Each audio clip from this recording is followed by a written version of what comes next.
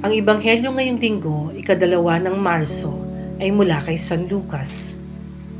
Tinanong ni Jesus ang kanyang mga alagad ng patalinghaga, "Maaari kayang mag-akay ang isang bulag ng kapwa niya bulag?" Pareho silang mahuhulog sa hukay kapag ginawa nila ang ganoon.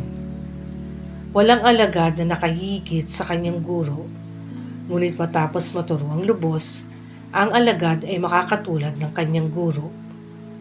Bakit mo pinapansin ang puwing ng iyong kapatid, ngunit hindi mo pinapansin ang troso sa iyong mata? Paano mo masasabi sa iyong kapatid, "Kapatid, hayaan mo alisin ko ang iyong puwing," gayong hindi mo makikita ang trosong nasa iyong mata? Mapagkunwari, alisin mo muna ang troso sa iyong mata nang makakita kang mabuti. Sa gayon, maalis mo na ang puwing ng iyong kapatid. Walang mabuting punang kahoy na namumunga ng masama, at wala ring masamang puno ng namumunga ng mabuti. Nakikilala ang bawat puno sa pamamagitan ng kanyang bunga, sapagkat hindi na nakapipitas ng igos sa matinik na halaman o ng ubas sa mga dawag. Ang mabuting tao ay naglalabas ng mabuti mula sa kanyang pusong sagana sa kabutihan, samantalang ang masamang tao naman ay naglalabas ng masama mula sa kanyang pusong punan ng kasamaan, sapagkat kung ano ang nag-uumapaw sa puso ay siyang sinasabi ng labi. Ang mabuting balita ng Panginoon. Ang ating faithful reflection ngayon ay nagmula kay Father John Morota ng Diocese of Parañaque. Ang dakilang manggagamot. Ang dalawang talinghaga ni Jesus ay tungkol sa malabong pananaw sa buhay na may ugnayan sa Proverbs 29:18, "Without vision, the people perish."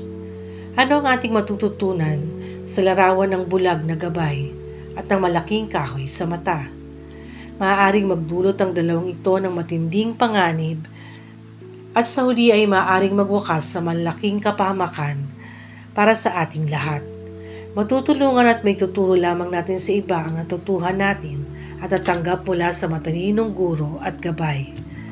Ngunit paano natin matutulungan ng iba na madaig ang kanilang mga pagkakamali kung tayo mismo ay bulag sa sarili nating mga pagkukulang at pagkakamali?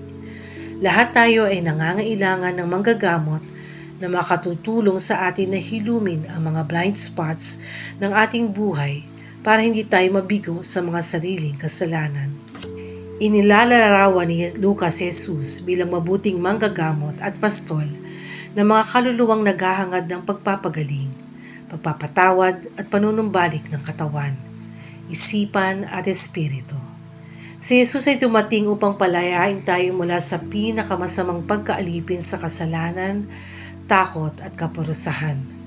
Tulad ng isang magiliw at mahusay na doktor, inilalantad ng Panginoong Yesus ang kanser ng kasalanan, kasamaan at pang-aapi sa ating buhay upang tayo ay mapalaya at maibalik sa kabuuan. Ang isang mahalagang hakbang sa pagpapagaling at panunumbalik ay nangangailangan ng pagsunod natin sa Kanya na makapagpapagaling sa atin. Ang Panginoong Yesus ang ating dakilang tagapagpagaling dahil pinagagaling niya ang buong katauhan, kaluluwa at katawan, isipan at puso, at ibinabalik tayo sa masaganang buhay. Nais ang Panginoong Yesus na pagilingin at ipanumbalik tayo sa kabuuan, hindi lamang para sa ating sariling kapakanan. Nais din niyang gawin tayong kasangkapan ng pagpapagaling, pagpapatawad at panunumbalik para sa iba. Ano ang makahadlang sa atin para tumulong sa iba na lumapit kay Jesus? Itinuro ng rabbis, siya na humatol sa kanyang kapitbahay ay paboritong hahatulan ng Diyos. Napakadaling husgahan ng iba at magwalang kibo sa pagbibigay ng mabuting paghahatol. Ang paghatol natin sa iba ay karaniwang malayo sa marka dahil hindi natin nakikita ang kaloob-looban ng ibang tao o wala tayong akses sa lahat ng katotohanan o napapabilibutan tayo ng di malinaw at di makatwirang mga reaksyon ng mga tao. Mas madaling makahanap ng mali sa iba kaysa sa sarili. Manalangin tayo. Panginoon, Hilumin mo ang aming mga sugatang puso at kalooban dulot ng maling panghusga sa iba upang maiwasan din namin ang pagsugat sa damdamin ng aming kapwa dahil sa makitid naming isip na nagdudulot din ng maling panghusga. Amen.